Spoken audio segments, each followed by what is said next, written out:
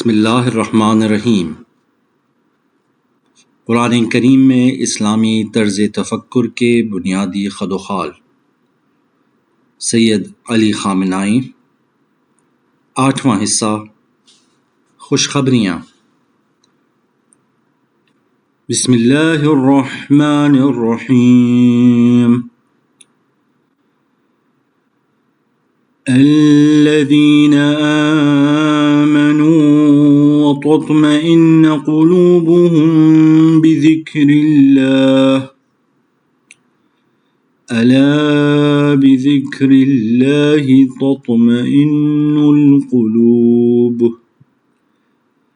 الذین آمنوا وعملوا الصالحات طوبى لهم وحسن مآب۔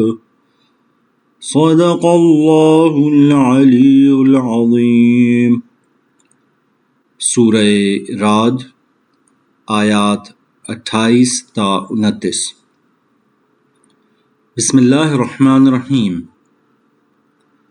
مقام فکر و تصور میں جن چیزوں کو ہم نے سعادت و خوشبختی کے عوامل و عناصر کے طور پر حاصل کیا ہے، اور ان میں سے 10-12 کو گزشتہ تحریر اور سابقہ تلاوت میں بیان کیا ہے، وہ سب قرآن کریم میں مومنین کو یقینی اور حتمی نویدوں، بشارتوں اور خوشخبریوں کی صورت میں ذکر ہوئی ہیں۔ ان نویدوں اور بشارتوں میں سے 2 نویدوں یعنی ہدایت اور نور کا کل ہم نے قرآن کریم کی آیات کریمہ کی تلاوت کے دوران مشاہدہ کیا اور ان سے بہرہ مند ہوئے۔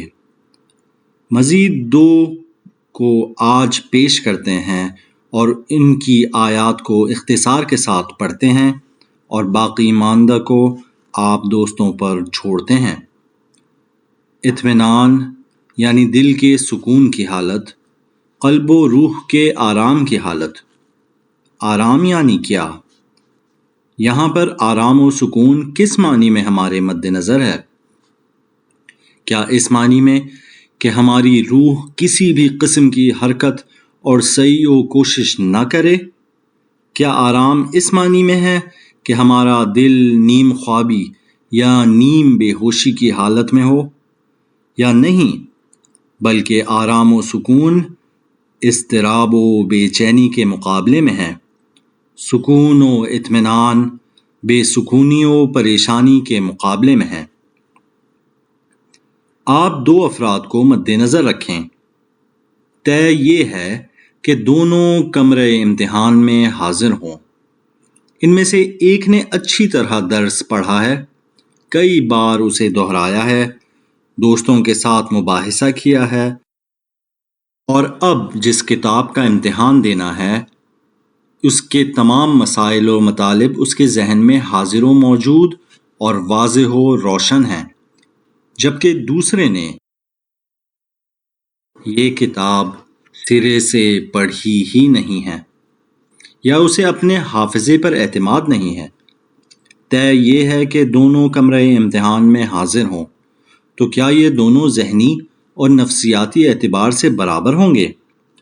آپ دیکھیں گے کہ جب پہلا شخص کمرہ امتحان میں داخل ہوگا تو اس کا ذہن پرسکون ہوگا، بے چینی و بے سکونی نہیں ہوگی، اضطراب نہیں ہوگا، پریشانی نہیں ہوگی، کہے گا کہ جہاں سے بھی سوال پوچھیں میں جانتا ہوں۔ جبکہ دوسرا ہمیشہ مضطرب ہوگا، بے قرار ہوگا، اس کشتی کی طرح جو متلاطم اور بکھرے ہوئے دریا کی بے رحم اور تلاطم خیز موجوں کے رحم و کرم پر ہو، کبھی اس طرف کبھی اس طرف، کبھی اس راستے سے کبھی اس راستے سے، ہوائیں اسے ادھر ادھر لیے پھرتی ہیں۔ امتحان کے لیے تیاری نہ کرنے والے اس شخص کی روح کی حالت ایسی ہی ہوگی۔ ایک قاضی کے سامنے آپ انہی 2 حالتوں کا تصور کر سکتے ہیں۔ اجتماعی سرگرمیوں اور تاریخ کی عظیم اجتماعی تحریکوں میں ایک فرد یا ایک معاشرے میں آپ انہی دو حالتوں اور کیفیتوں کو مد نظر قرار دے سکتے ہیں۔ اطمینان اور سمجھانے کے لیے ایک اور مثال دوں تاکہ تدریجاً ہم اس روح اور نفس مطمئنہ کے نزدیک ہو جائیں جو قرآن کریم میں مد نظر ہے۔ ایک طالب علم کے امتحان سے شروع کرتے ہیں، عدالت کے سامنے ایک ملزم تک۔ اس کی ایک اور مثال وہ انسان ہے جو ایک راستے پر چل رہا ہے اور اپنے مقصد و ہدف اور مقصود و مطلوب کی طرف بڑھ رہا ہے۔ ممکن ہے کہ دسیوں عوامل اسے اس راہ کو طے کرنے اور ہدف کا تعاقب کرنے سے روکیں۔ ڈر اور خوف ان عوامل میں سے ایک ہے، رعب و وحشت، خوف و ہراس۔ ممکن ہے کہ ڈر اور خوف کی وجہ سے وہ اس راستے کو جاری نہ رکھ سکے۔ کس چیز کا خوف؟ راستے میں بھوک کا خوف، راستے میں چور کا ڈر، اس بھیڑیے کا خوف جو راستے میں چھپا بیٹھا ہے، اس راستے کی مشکلات و زحمات اور بے خوابیوں کا خوف، اور آخرکار ہدف تک نہ پہنچ سکنے کا خوف۔ یہ ان چیزوں میں سے ایک چیز ہے جو ایک سالک کو آگے بڑھنے اور راستے اور منزل کا تعاقب کرنے سے روک دیتی ہیں۔ ایک لالچ اور طمع ہے۔ کس چیز کی لالچ؟ پرسکون زندگی کی لالچ، کہ اگر میں اس راستے کو طے نہ کروں، اس مقصد و ہدف کے پیچھے نہ جاؤں، تو سکون سے گھر میں نرم و گرم بستر پہ سوؤں گا اور اپنے بیوی بچوں کے ساتھ چین سے رہوں گا۔ یہ چیز ایک عام اور معمولی انسان کے لیے، ایک چھوٹی سطح کے انسان کے لیے، ایک کمزور روح کے لیے آئیڈیل ہے، محبوب ہے، مطلوب ہے، پرکشش ہے۔ ظاہر ہے کہ وہ اسے آسانی سے کھونا نہیں چاہتا۔ پرسکون زندگی کی لالچ، دولت کی لالچ، کہ اسے یہ کہا جائے کہ اگر تو اس راستے پر نہ جائے تو تجھے اشرفیوں اور زر و جواہرات کی یہ تھیلی دی جائے گی۔ عہدے اور منصب کی لالچ، کہ اگر تو نے یہ دربدری قبول نہ کی تو تجھے فلاں عہدہ اور منصب دیا جائے گا۔ لالچ اور طمع، یہ وہ عوامل ہیں جو انسان کو اس راستے کے طے کرنے سے روک دیتے ہیں۔ خوف اور لالچ، اگر ہم خوف کا تجزیہ کریں تو دسیوں ایسی چیزیں سامنے آئیں گی جن کا خوف انسان کے دامنگیر ہو سکتا ہے۔ اگر لالچ کی تحلیل کریں تب بھی دسیوں ایسی چیزیں سامنے آئیں گی جن کی لالچ انسان کو ہدف کی طرف قدم بڑھانے سے روک سکتا ہے، جیسے راحت و سکون، صحت و عافیت اور فرصت و منفعت وغیرہ کی لالچ۔ اب آپ ایک راہی اور سالک کو مد نظر رکھیں جس نے بہرحال یہ رسک لیا ہے کہ اس راستے میں قدم رکھا ہے، چل رہا ہے اور آگے بڑھ رہا ہے۔ لیکن کیا یہ عوامل ختم ہو گئے ہیں؟ کیا وہ رکاوٹیں جو اس شخص کو اس راستے میں قدم نہیں رکھنے دے رہی تھیں، اب اس کے راستے میں چلنے اور آگے بڑھنے سے ختم ہو گئی ہیں؟ نہیں، ختم نہیں ہوئی ہیں۔ اچھی طرح توجہ فرمائیں۔ یہ رکاوٹیں پہلے بھی اسے اس لمبے اور طویل راستے میں قدم نہیں رکھنے دے رہی تھیں۔ اب جب کہ وہ اس راستے میں قدم رکھ چکا ہے تو اسے آرام اور آسودگی کے ساتھ یہ راستہ طے نہیں کرنے دیں گی۔ ہر قدم جو بڑھائے گا ایک کانٹے کی طرح، ایک کنڈی کی طرح اور ایک زنجیر کی طرح اس کے پاؤں کو، اس کے دامن کو اور اس کے ہاتھ کو پکڑ لیں گی، اپنی طرف کھینچیں گی اور اسے راستہ طے کرنے سے روکیں گی۔ یہ شخص کبھی اس طرف گرے گا، کبھی اس طرف گرے گا، کبھی یہ کانٹا اس کے دامن کو پکڑے گا، کبھی وہ زنجیر اس کے پاؤں کو آگے جانے سے روکے گی۔ اولاد کی محبت اسے اپنی طرف کھینچے گی، پرسکون زندگی کی یادیں اسے اپنی طرف کھینچتی ہیں۔ اس طرف سے اس طرف سے مختلف عوامل اس انسان کو مختلف اطراف و جہات کی طرف لے جاتے ہیں۔ نتیجتاً یہ انسان متزلزل ہو جاتا ہے، اسی کشتی کی طرح، کبھی اس طرف کبھی اس طرف۔ یہ انسان نامطمئن ہے۔ ایک دوسرا انسان بھی ہے کہ جب وہ اس راستے میں قدم رکھتا ہے تو اپنے لیے ایک ایسا عامل بناتا ہے جو اس کی ساری توجہ کو اپنی طرف مبذول رکھتا ہے اور دوسرے تمام چھوٹے اور معمولی عوامل سے اسے غافل کر دیتا ہے۔ ایک ایسی کشش اور قوت جاذبہ اس کے دل کو اپنی طرف کھینچتی ہے کہ یہ جھوٹی کشش، اولاد کی کشش، بیوی کی کشش، زندگی کی کشش، دولت و ثروت کی کشش، مقام و منصب کی کشش اور جان و زندگی کی کشش، اس بڑی کشش اور قوت جاذبہ کے سامنے ہیچ اور نیست و نابود اور بے اثر ہو کر رہ جاتی ہے۔ ایک چھوٹے جسم کو دسیوں مقناطیس اس طرف اور اس طرف کھینچتے ہیں، لیکن جب ایک طاقتور مقناطیس آتا ہے تو اس کی قوت جاذبہ اس چھوٹے لوہے کو اس طرح اپنی طرف کھینچتی ہے کہ دوسرے مقناطیس بے اثر ہو کر رہ جاتے ہیں۔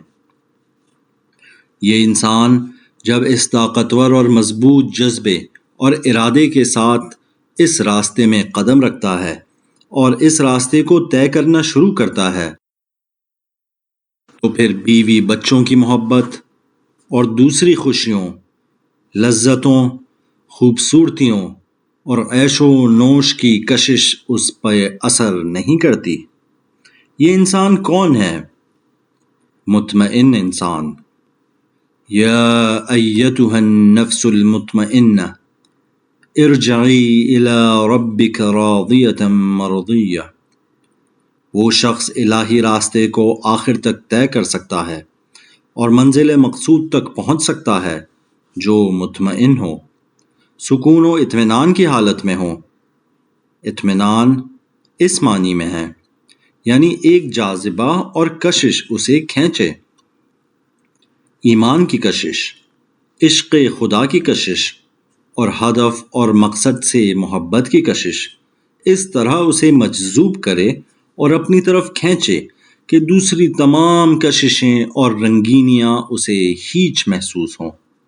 جیسے زمین کی کشش جو ہر چیز کو اپنی طرف کھینچتی ہے اور اس کی کشش کے سامنے ہر چیز کی کشش ہیچ ہے، چاہے وہ پہاڑ ہی کیوں نہ ہو، کوہ ہمالیہ ہی کیوں نہ ہو، دنیا کا سب سے بڑا پہاڑ ہی کیوں نہ ہو۔ اگر آپ ایک پتھر کو پھینکیں تو کیا وہ کوہ ہمالیہ سے اپنی طرف کھینچے گا؟ ہرگز نہیں۔ کوہ ہمالیہ میں جاذبہ ہے، کشش ہے، لیکن زمین کی کشش کے مقابلے میں اس کی کشش صفر ہے، بے اثر ہے، عمل نہیں کرتی ہے۔ کوہ ہمالیہ اور اس جیسا ہر بڑا جسم اس وقت چھوٹے اجسام پر اثر کرتا ہے اور انہیں اپنی طرف کھینچتا ہے جب زمین جیسا ایک زیادہ بڑا جسم اس کے ساتھ نہ ہو۔ جب زمین کی کشش ہے تو کوہ ہمالیہ کی کشش کی کوئی حیثیت ہی نہیں ہے۔ جب ایک انسان کی روح میں خدا پر ایمان ایک طاقتور قوت جاذبہ کی طرح عمل کرتا ہے تو اسے اس طرح ایمانی اہداف و مقاصد کی طرف کھینچ کے لے جاتا ہے کہ یہ چھوٹی موٹی کششیں جو بے ایمان افراد کے نزدیک بڑی ہوتی ہیں لیکن ایمان کے سامنے چھوٹی اور معمولی، اس پر اثر نہیں کرتی۔ خلاصہ یہ کہ اطمینان یعنی روح انسان کا چین و سکون، قلب انسان کا آرام و قرار۔ دل آرام و سکون میں ہو، اس سے کیا مراد ہے؟ نہ یہ کہ بے حرکت ہو، نہ یہ کہ آگے نہ بڑھے، پیش رفت نہ کرے، بلکہ مراد یہ ہے کہ مختلف کششیں اور دنیا کی رنگینیاں اسے اپنی طرف نہ کھینچیں، متزلزل نہ کریں، اس کے لیے باعث زحمت نہ بنیں۔ یہ مادی عشق و محبت اور ہوا و ہوس اس پر غالب نہ آ جائے، بلکہ ایمان کی سنگینی کے نتیجے میں آرام و سکون، لیکن انتہائی تیزی کے ساتھ مقصد انسانیت اور ہدف خلقت کی طرف حرکت کرے۔ یہ ہے اطمینان کا معنی۔ دوسرا لفظ سکون ہے۔ سکون بھی اسی معنی میں ہے۔ ثم انزل اللہ سکینتہ علی رسولہ، خداوند متعال نے اپنے رسول پر سکینہ، سکون و اطمینان نازل کیا ہے۔ قرآن کریم میں 5-6 مقامات پر یہ تعبیر آئی ہے۔ مثلا ایک جنگ حنین میں جب پیغمبر خدا کے سپاہی ایک بے جا غرور کی وجہ سے، اپنی طاقت اور عددی کثرت پر مغرور ہونے کی وجہ سے، اور یہ سوچ کر کہ آج کوئی ان پر غالب نہیں آ سکے گا، اور خدا کی سنت کے مطابق غرور کا سر ہمیشہ نیچا ہوتا ہے، اور ہر مغرور گروہ غافل ہوگا اور نقصان اٹھائے گا۔ یہ حضور کے ساتھی میدان جنگ میں غافل ہو گئے، حق بجانب بھی تھے۔ اذ اعجبتکم کثرتکم، زیادہ تھے، اور اس عددی کثرت نے انہیں غرور اور خوش پسندی کا شکار کر دیا تھا کہ کمال ہے، ہماری اتنی بڑی تعداد ہے۔ فَلَمْ تُغْنِ عَنْكُمْ شَيْئًا، تمہارا یہی غرور باعث بنا کہ تم جنگ میں غافل ہو گئے اور شکست کھا گئے۔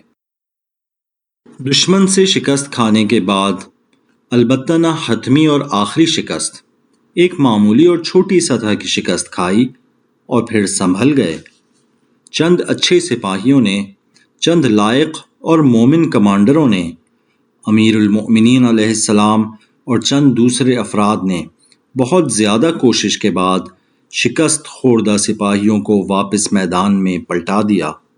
وہاں پر پروردگار فرماتا ہے ثم انزل اللہ سکینتہ علی رسولہ، خداوند متعال نے روحانی و قلبی آرام و سکون تمہیں لوٹا دیا۔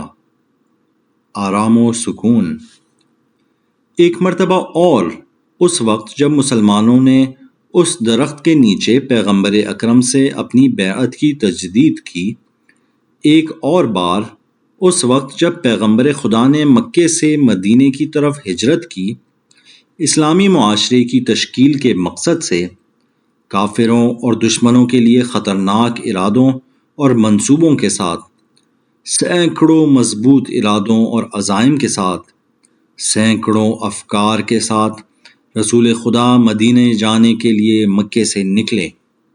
ان تمام اہداف، مقاصد، عزائم، افکار اور تدابیر کے وقوع پذیر ہونے کی شرط یہ ہے کہ پیغمبر اکرم صحیح و سالم مدینہ پہنچیں، وگرنہ اگر راستے میں کفار انہیں قتل کر دیں، شہید کر دیں، تو ان خوابوں میں سے کوئی ایک بھی پورا نہیں ہو سکے گا۔ آپ نے ایک غار میں پناہ لی، وہاں بھی خدا فرماتا ہے فَأَنزَلَ اللَّهُ سَكِينَتَهُ عَلَيْهِ، خداوند متعال نے اس حساس موقع پر اپنے آرام و سکون کو اپنے حبیب کے قلب مطہر پہ نازل کیا۔ اسی طرح چند اور موارد بھی ہیں جہاں سکینہ، آرام و سکون کی یہ تعبیر استعمال ہوئی ہے۔ مومن صاحب سکینہ یعنی سکون ہے۔ سکینہ اس معنی میں ہے۔ بس ایک بار پھر سکینہ، آرام، سکون، اطمینان، جمود، بے حسی اور خواب غفلت کا شکار ہونے کے معنی میں نہیں ہے۔ اور آخری کلمہ امن ہے۔ البتہ واضح ہے کہ یہاں پر مراد روحانی امن ہے، نہ کہ اجتماعی اور معاشرتی امن۔ اجتماعی امن البتہ اس معنی میں ہے کہ ایک معاشرے میں تمام افراد امن و امان میں ہوں تاکہ ہر ایک اپنا حق حاصل کر سکے، اور سکوت، جبری سکوت، امن کے علاوہ ہے۔ امن یہ ہے کہ تمام لوگ مکمل امن و امان کے ساتھ اپنے جائز اور قانونی حقوق حاصل کر سکیں۔ یہ امن جس کی یہاں پر بات کر رہے ہیں، اس امن کے علاوہ ہے جو اجتماعی مسائل اور اجتماعی امن کے سلسلے میں مد نظر ہوتا ہے۔ یہ امن یعنی روحانی امن، عدم تزلزل، عدم اضطراب، خوف و ہراس کا نہ ہونا، یہ 3 جملے ہیں۔ اب قرآن کریم کی آیات کو دیکھیں کہ مومنین کے بارے میں ان 3 صفات کے سلسلے میں کیا کہتی ہیں۔ سورہ رعد آیات نمبر 28 اور 29، 2 مختصر آیات۔ الذین آمنوا وتطمئن قلوبهم بذکر اللہ۔ البتہ آیت شاید پچھلی آیت کا تسلسل ہے، لیکن چونکہ ان آیات میں ذکر سے بات لمبی ہو جاتی اس لیے انہیں چھوڑ رہا ہوں۔ الذین آمنوا وتطمئن قلوبهم بذکر اللہ، وہ لوگ جو ایمان لائے اور جن کے دل بذکر اللہ، یاد خدا کے ساتھ اطمینان حاصل کرتے ہیں۔ دیکھیں، یہ یاد خدا وہی طاقتور جاذبہ اور کشش ہے، وہی جاذبہ کہ جس کے بارے ہم نے کہا کہ چھوٹے جاذبوں اور کششوں کو نابود کر دیتا ہے، انہیں بے اثر کر دیتا ہے، وہ یہی ذکر اللہ ہے۔ نماز کو کیوں اتنی زیادہ اہمیت دی گئی؟ یہ کیوں کہا گیا کہ اگر نماز قبول نہ ہوئی تو دوسرے اعمال بھی قبول نہیں ہوں گے؟ کیوں حج کے بارے میں کہا گیا کہ زندگی میں صرف ایک بار، روزے کے بارے میں کہا گیا کہ سال میں ایک بار، زکوٰۃ کے بارے میں کہا گیا خاص مورد میں، خمس کے بارے میں بھی ایسے ہی، دوسری عبادات بھی اسی طرح، لیکن نماز کے بارے میں کہا گیا ہر روز، وہ بھی 5 مرتبہ، اور اگر زیادہ نماز پڑھیں تو اور بہتر۔ ایسا کیوں کہا گیا ہے؟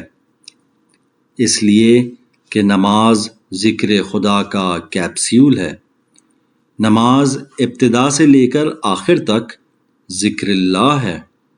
یہی وجہ ہے کہ قرآن کریم بھی ان الصلاۃ تنہی عن الفحشاء والمنکر، کہ نماز ہر برائی اور بدکاری سے روکنے والی ہے۔ اس کے بعد فرماتا ہے وَلَذِكْرُ اللَّهِ أَكْبَرُ، خدا کی یاد اور ذکر بالاتر ہے۔ نماز کا یہ پہلو انتہائی اہم ہے کہ وہ یاد خدا ہے، یہ بالاتر ہے، نماز کی سب سے بڑی خاصیت ہے، اور ذکر اللہ کی خاصیت یہ ہے خدا کی یاد، خدا کی طرف توجہ، ہمیشہ خدا کو دیکھنا، پہچاننا اور اپنے ساتھ سمجھنا۔ اس کی اہم ترین خاصیتوں میں سے ایک خاصیت یہ ہے کہ یہ چیز تمام کاموں میں، سب مسائل میں دل کو اضطراب، پریشانیوں، وسوسوں اور مختلف جاذبوں اور کششوں سے محفوظ رکھتی ہے۔ یہ دل پرسکون ہو جاتا ہے، جس طرح بکھری ہوئی موجوں میں گھری کشتی پر اگر وزن ڈال دیا جائے تو وہ اسے بھاری اور سنگین کر دیتا ہے اور اس کی حرکت اور اضطراب کو کم کر دیتا ہے۔ ذکر خدا یہ ہے الذین آمنوا، جو لوگ ایمان لائے اور ان کے دل یاد خدا سے مطمئن اور ثابت قدم ہو گئے۔ ثابت قدم کو جان بوجھ کر یہاں پر لائے ہیں۔ ثبات یعنی آرام و سکون کی حالت۔ لوگوں کی خدا کی طرف ہدایت کی جاتی ہے۔ یہ ترجمہ پچھلی آیت کو مد نظر رکھتے ہوئے کیا ہے۔ الا بذکر اللہ تطمئن القلوب، بے شک خدا کی یاد کے ذریعے دل مطمئن اور پرسکون ہوتے ہیں۔ خدا کی یاد یہ عجیب خاصیت رکھتی ہے، اور آپ جانتے ہیں کہ ایک انسان کی کامیابی و کامرانی کے لیے اطمینان اور آرام و سکون کتنا مؤثر ہے۔ مومن کو یہ امتیاز حاصل ہے کہ اسے یہ عجیب روحانی طاقت اور سہولت میسر ہے۔ آیت کا اگلا حصہ ہے الذین آمنوا وعملوا الصالحات طوبی لہم وحسن مآب، جو لوگ ایمان لائے اور اعمال صالح انجام دیے۔ طوبی لہم وحسن مآب، جو لوگ ایمان لائے اور نیک اور شائستہ اعمال انجام دیے۔ شائستہ عمل یعنی ایمان کے تقاضوں کو پورا کیا، ان کا حال مبارک ہو اور مستقبل روشن اور آباد۔ منادی توحید حضرت ابراہیم خلیل الرحمن قدیم زمانے میں اپنی قوم اور امت سے مجادلہ و مناظرہ اور بحث و مباحثہ کیا کرتے تھے اور ان کی باتوں کا جواب دیتے تھے۔ قرآن کریم ان کی قوم کی کٹ حجتیوں کو نقل کرتے ہوئے فرماتا ہے کہ وَحَاجَّهُ قَوْمُهُ، اور حضرت ابراہیم کی قوم نے ان کے ساتھ کٹ حجتی کی، مجادلہ کیا، ان کے ساتھ بحث کرنا شروع کی۔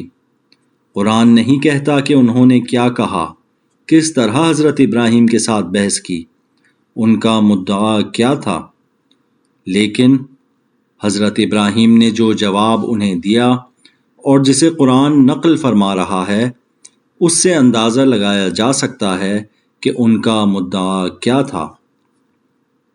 جب انہوں نے حضرت ابراہیم کے ساتھ بحث و مباحثہ اور کٹ حجتی شروع کی تو قال، حضرت ابراہیم نے کہا اتحاجونی فی اللہ، کیا تم میرے ساتھ خدا کے بارے میں مجادلہ اور بحث کر رہے ہو؟ وقد ہدان، حالانکہ خدا نے میری ہدایت کی ہے، یعنی میں واضح اور روشن ہوں، مجھے اپنے راستے کی حقانیت میں کوئی شک و تردید نہیں ہے کہ تم اس سے فائدہ اٹھاتے ہوئے میرے ساتھ مباحثہ و مجادلہ کر کے مجھے اس کے راستے سے واپس لوٹا دو۔ وقد ہدانی، میں ہدایت یافتہ ہوں، راہ یافتہ ہوں، واضح و روشن ہوں، جانتا ہوں کہ کیا کر رہا ہوں۔ ولا اخاف ما تشركون به الا ان يشاء ربي شيئا، اور جسے تم نے خدا کا شریک قرار دیا ہے، مجھے اس کا کوئی ڈر خوف نہیں ہے مگر یہ کہ خدا میرے بارے میں کسی چیز کا ارادہ فرمائے، یعنی در حقیقت میں خدا سے ڈرتا ہوں۔ اس جواب سے پتہ چلتا ہے کہ وہ لوگ حضرت ابراہیم سے کہتے تھے کہ اے ابراہیم، ان سے ڈرو جنہیں ہم نے خدا کا شریک قرار دیا ہے۔ حضرت ابراہیم جواب میں فرماتے ہیں میں ان سے نہیں ڈرتا ہوں، ان سے مجھے کسی قسم کا خوف نہیں ہے۔ آیت کے اگلے حصے اور حضرت ابراہیم کے کلام سے یہ بات زیادہ واضح اور روشن ہو جاتی ہے۔ وَسِعَ رَبِّي كُلَّ شَيْءٍ عِلْمًا، میرے پروردگار کا علم ہر چیز کا احاطہ کیے ہوئے ہے۔ وسع یعنی وسیع ہے، گھیرے ہوئے ہے، احاطہ کیے ہوئے۔ ربی میرا پروردگار، کل شیء ہر چیز کا، علم علم و دانش کے لحاظ سے۔ اس کا سلیس اور سادہ ترجمہ یہ ہے جو ہم نے یہاں لکھا ہے کہ میرے پروردگار کا علم ہر چیز کا احاطہ کیے ہوئے ہے۔ افلا تتذکرون، اس کے باوجود کیا یہ بات تمہاری سمجھ میں نہیں آتی؟ اس کے بعد حضرت ابراہیم فرماتے ہیں وَكَيْفَ أَخَافُ مَا أَشْرَكْتُمْ وَلَا تَخَافُونَ أَنَّكُمْ أَشْرَكْتُمْ بِاللَّهِ مَا لَمْ يُنَزِّلْ بِهِ عَلَيْكُمْ سُلْطَانًا، یہاں پر زیادہ واضح ہو جاتا ہے کہ وہ لوگ حضرت ابراہیم کے ساتھ کس چیز پر بحث کر رہے تھے۔ حضرت ابراہیم فرماتے ہیں، میں کیسے ڈروں؟ تمہیں ڈرنا چاہیے۔ کیا میں ان سے ڈروں کہ جنہیں تم نے کسی دلیل کے بغیر خدا کی حکومت و سلطنت اور اس کے امر و خلقت میں اس کا شریک و رقیب قرار دیا ہے، جبکہ خدا نے میری ہدایت فرمائی ہے اور بات میرے لیے واضح ہے، اور تم اس چیز سے نہ ڈرو کہ تم کسی دلیل کے بغیر، کسی منطق کے بغیر، کسی عقلی برہان کے بغیر بعض بتوں یا لوگوں کو پروردگار عالم کا شریک و رقیب قرار دیتے ہو۔ تمہیں ڈرنا چاہیے، نہ کہ مجھے۔ یہاں سے پتہ چلتا ہے کہ وہ حضرت ابراہیم کے ساتھ بحث میں یہ کہتے تھے کہ آپ ڈریں۔ ڈریں؟ کس سے ڈریں؟ کس چیز سے ڈریں؟ کیا خدا کے بے جان شرکا سے، یا خدا کے جاندار شرکا سے، یا دونوں سے؟ یہ معلوم نہیں ہے۔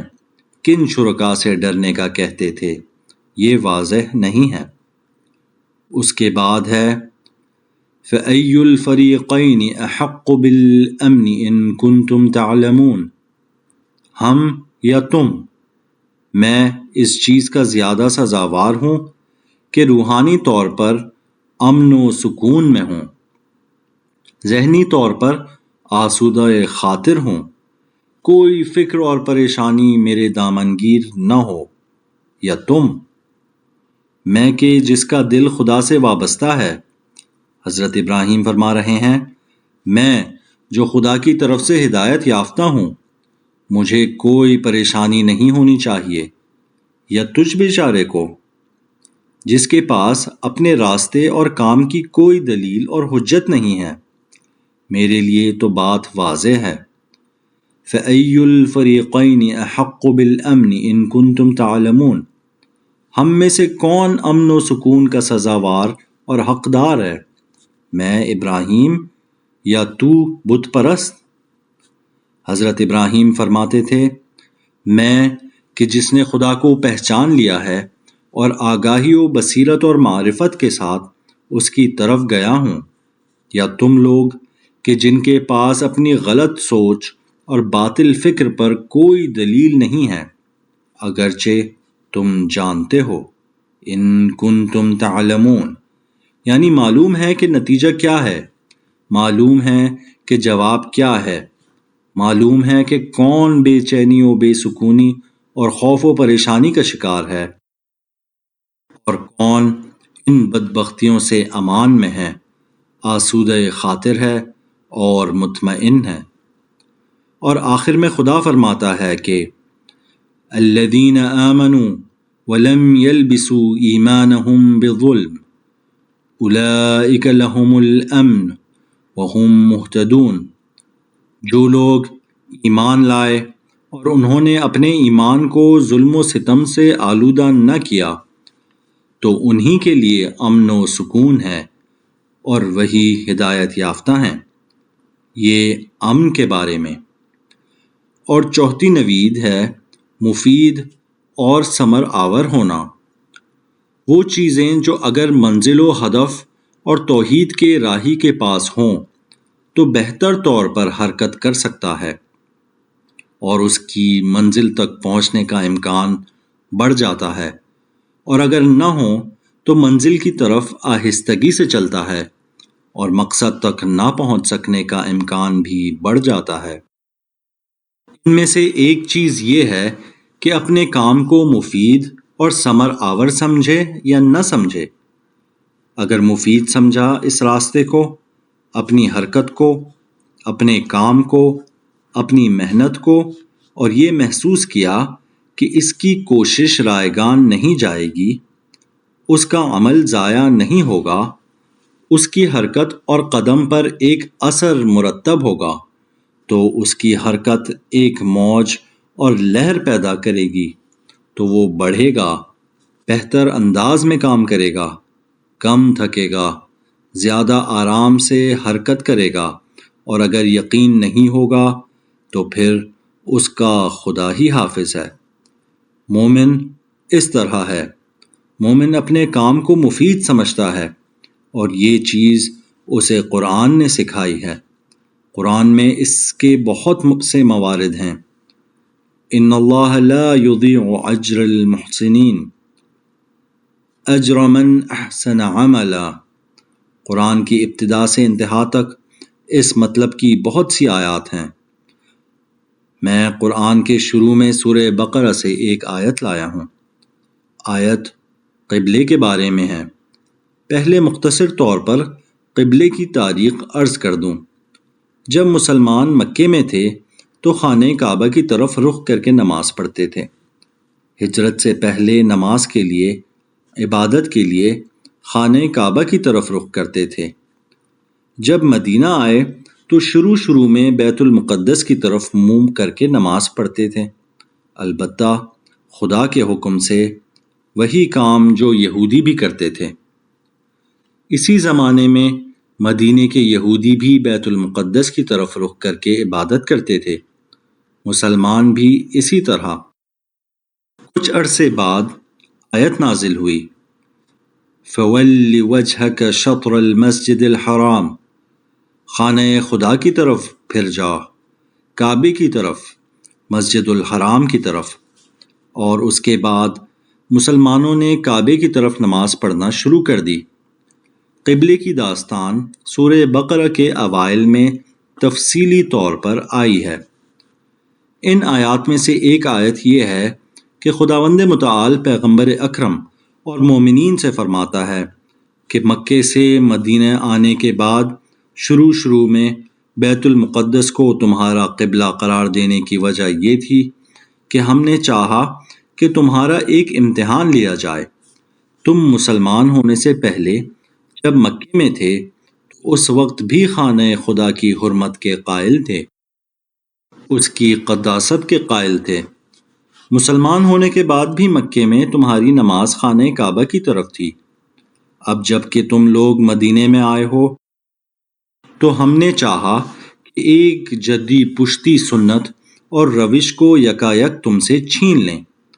یہ نہ سمجھو کہ مدینے میں آنے کے بعد شروع میں جو نمازیں تم نے بیت المقدس کی طرف منہ کر کے پڑھی تھیں وہ ہمارے نزدیک کوئی قدر و قیمت نہیں رکھتیں، وہ ہمیں قبول نہیں ہیں، اور قبلہ بیت المقدس باطل قبلہ تھا۔ نہیں، ہرگز ایسا نہیں ہے۔ جو کام تم نے کیے وہ سب اپنی جگہ پر منظور و مقبول ہیں۔ تم مومنوں کی سعی و کوشش، چاہے وہ قبلے کے بارے میں ہو یا دوسرے مسائل کے سلسلے میں، اسے ہماری تائید و تصدیق حاصل ہے اور اس کا اجر و ثواب ہمارے ہاں محفوظ ہے۔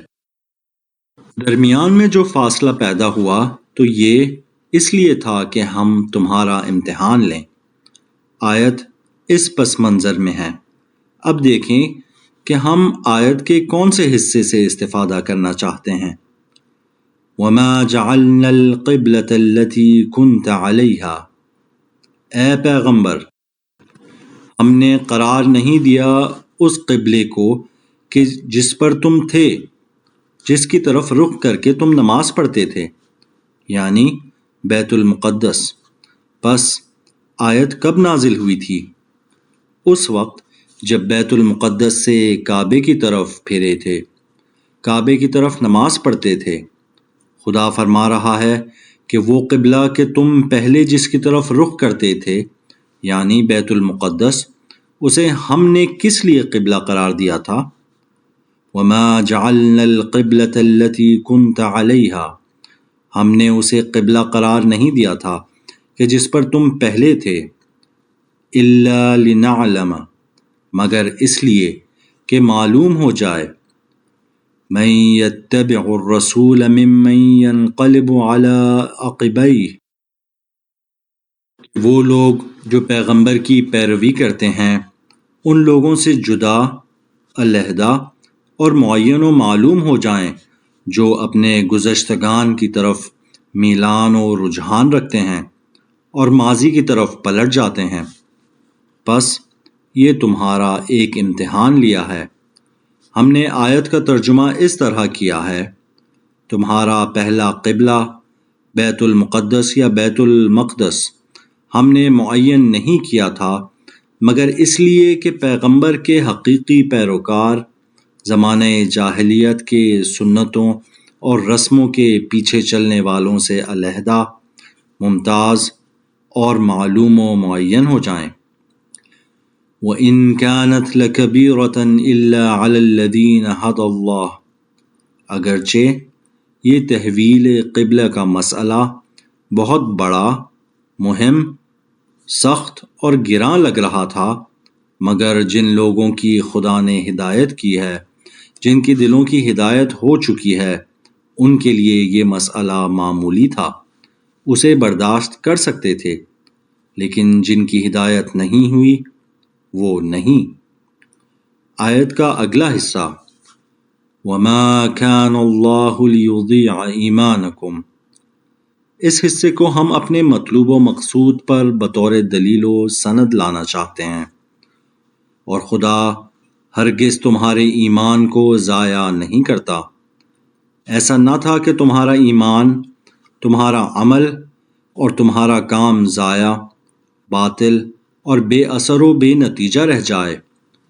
کچھ عرصے کے لیے تم ایک جگہ رک جاؤ یا آگے نہ بڑھو، نہیں، تمہارے ہر قدم اور تمہاری ہر حرکت نے تمہیں ایک قدم مطلوب و مقصود اور منزل کے نزدیک کر دیا ہے، بس تمہارا ایمان ضائع نہیں ہوا۔ ان اللہ بالناس لرؤوف الرحیم، بے شک خدا انسانوں پر مہربان اور رحم کرنے والا ہے۔